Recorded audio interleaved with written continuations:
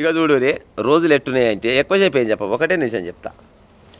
చెప్పులు కాళ్ళకేసుకునే చెప్పులేమో పెద్ద పెద్ద షోరూమ్లల్లో దొరుకుతాయి, పెద్ద పెద్ద షోరూమ్లల్లో. కానీ మన బతుకులు మార్చే పుస్తకాలు మాత్రం ఉత్తగానే వీధుల పోయి దొరుకుతాయి, బజార్ల పోయి దొరుకుతాయి. తాగే మందు లిక్కరు మాత్రం నగదు పైసలు పెట్టి కొంటాం. అదే ఆరోగ్యానికి మేలు చేసే పాల విషయానికి వస్తే ఉద్దర పెట్టి అప్పులు చేసి పాలు కొంటాం. కుక్కలు, ఆ కుక్కల వల్ల ఎవరికి ఉపయోగం ఉందో మనకైతే తెలియదు. కుక్కలు మాత్రం పెద్ద పెద్ద బంగ్లాలలో ఉంటాయి. పెద్ద పెద్ద బంగ్లాల కుక్కలుంటే గోమాత అని చెప్పుకునే ఆవులు మాత్రం బజార్ల పోయి ఉత్తగానే తిరుగుతుంటాయి. అవునా కాదా? తర్వాత పోతే పిల్లలేమో విదేశాలలో ఉంటారు, పెద్ద పెద్ద విదేశాలలో పిల్లలు ఉంటారు.